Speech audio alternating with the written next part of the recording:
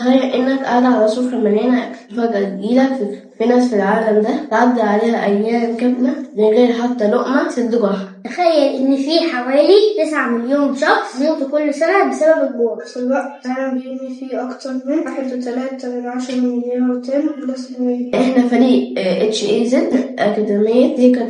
أنا آدم شعلان. وأنا زين أحمد. وأنا حمزة محمد. وأنا نقف قدام الأرقام المؤلمة ونعمل حاجة. مشروعنا فكرته بسيطة لكنها قوية. تطبيق بيربط ما بين المطاعم اللي عندها أكل فاضي بين الجمعيات الخيرية اللي بتوزعه على الناس المحتاجة. هدفنا مفيش أكل يترمي، مفيش شخص ينام جعان تاني. تخيلوا معانا كم حد نام جعان النهارده. كام أم بها موجوع لأنها مش عارفة تأكل أولادها. في نفس الوقت كان وجبة راحت في القمامة وهي كانت ممكن تنقذ حياة. إحنا عملنا فود ماتش عشان نحول الواقع لفرصة أمن نجس بين اللي عنده نعمة زيادة واللي محتاجها. أول حاجة بيكون عندنا اللوجو وبعدين بيستضيفوني وبعدين نروح نشوف. عندنا 2 AI. عندنا اللي هو الشات جي بي تي والتكست تو سبيتش. لو ضغطت عليه على طول هيسألك انت عايز تسألني، تقول له يس او نو او لا. لو لا هيقولك جود باي. لو عايزني دوس عليا تاني. لو يس هيسألك الكويشن بتاعك وهيرد عليك. وبعدين بنخش على الستوري. بعد ما نخش على الستوري هنلاقي ايه القصة بتاعتنا. وبعديها نخش على الانفو هنلاقي كلام جواها ده عبارة عن احنا عبارة عن ايه. لو دخلنا على الاب هيظهر لنا ساين اب ولوج ان. ساين اب يعمل اكونت جديد. فبعد ما نعمل اكونت فبيسألك اسمك ايه. بعديها بيسألك الايميل بتاعك فلازم بشرط يكون على الاقل لازم يكون فيه 6 حروف وفيها علامة الاد وفيها دوت كوم. لو عملت حاجة ناقصة بيقولك لازم تيجي من اول. بيسألك بعديها الباسورد بتاعك ايه. على الأقل لازم يكون فيه 4 حروف وبعديها لازم يكون فيه أي علامة من العلامات دول. لو كان الباسورد غلط فبيعيده تاني بيغلط يجي. وبعدين بيسألك انت ريستورانت ولا شاتي. لو دوست على ريستورانت هيخزن عنده ان انت ريستورانت وكمان يعني هيبدل على طول على الباك دوت بتاعت الريستورانت. مطعمين وكل مطعم منهم فيه أكلتين. لو ضغطت على أي أكلة بيظهر لك الكمية بتاعتها قد ايه. تحط الرقم كميته عندك.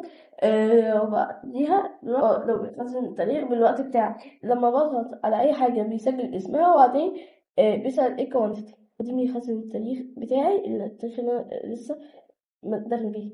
بكتب الكوانتيتي بتاعت المتوفرة في المطعم بتاعي. لما بيعدي عليها يوم بتتنقل في الاكس بايت. لما بضغط ان انا شاتي بيجيب لي جمعيتين 4 كراسي من المطاعم ضافتهم. لو انا بسجل من اول بنفس الطريقه بس المره دي بالشاتي هيروح بعد ما تدوس عليه هيدخلك انك اللي انت عملت بالشات ونفس كل حاجه. وبعدين هينقلك على صفحته الكميات بتاعتها. لما بضغط على البوت بتاع الاد بيشوف في كونتي الأكل قديمة ولا لأ. لو في بيضيف القديمة على الجديدة وبعديها بيطلع لك صوت اللي هو الضاف. وبعد ما تدوس خلاص بيطلع لك صوت إنه خلاص اتحط. وبعديها بيسألك أنت عايز حاجة تانية تقول له يس ولا نو. لو يس هيقول لك تحطه على الأرض. لو نو هيرجعك على الصفحة الرئيسية. ضغطت على العلامة بتاعة الكارت تسجيل الليست بتاعة الكارت اللي أنا مخزنة جواها الأكلات اللي أنا طلبتها من المطاعم. بقى أخدت الأكل اللي أنا عايزه أخده من المطاعم. انا زين ودلوقتي هشرح لكم الابلكيشن بتاعنا اللي هو فود ماتش. دلوقتي اللوجو اهو. دلوقتي عندنا ثلاثة من الايكونز: الاد والانفو والستوري. الستوري دي فيها قصة بتحكي عننا. الانفو فيها معلومات عننا.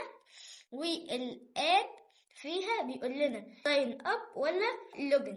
دلوقتي هقول له عايز ساين اب ودلوقتي هقول له اسمي زين اهو عشان بيقول لي واتس يور نيم. الجيميل هكتب له زين وهقوم عامل انتر. هيقول لي كده غلط ولازم يكون فيه 6 حروف ولازم يكون فيه علامة الات وبعدها كوم اللي هي دوت كوم. كده كتبتها له هي نفعت. دلوقتي بيقول لي الباسورد. كتبت له 4 أرقام. قال لي إن هو لازم يكون الباسورد يحتوي على 4 حروف 4 أرقام بس ولازم يكون فيها علامة 100% أو الشباك أو علامة الأند. دلوقتي كتبتها له اهي. دلوقتي انا هقول له ان انا مطعم اهو، عايز المحمدي ولا بيتزا؟ هقول له عايز بيتزا. دلوقتي ضغطت على البيتزا اهو. انت عندك كام كمية؟ عشان انا مطعم. فهو Thanks, it's add successfully. شكرا وضفت خلاص.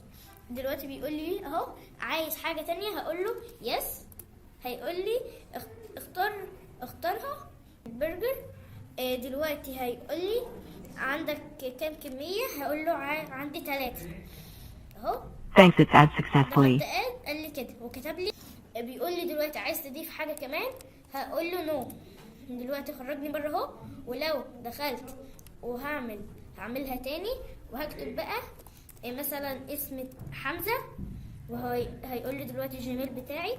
هكتب زي ما انا كنت قلت انه دلوقتي بيقول لي الباسورد زي ما انا قلت 4 أرقام وبعدها علامة الاند او 100% او الشباك. دلوقتي هقول له ان انا بقى جمعية خيرية.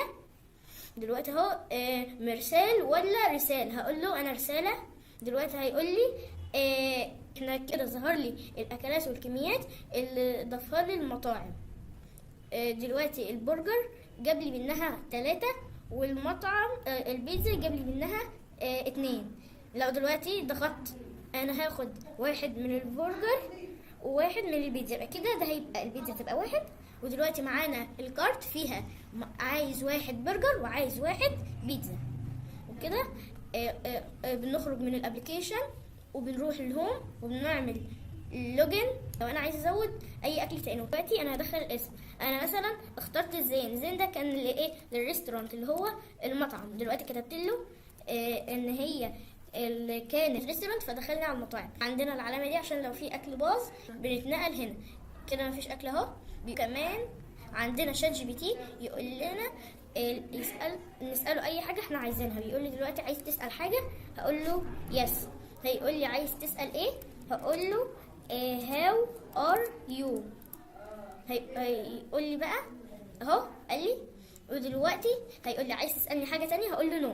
Goodbye. If you want any help, tap me. وكده بيقول لي جود باي يعني سلام، ولو عايز تسال حاجه اضغط عليا.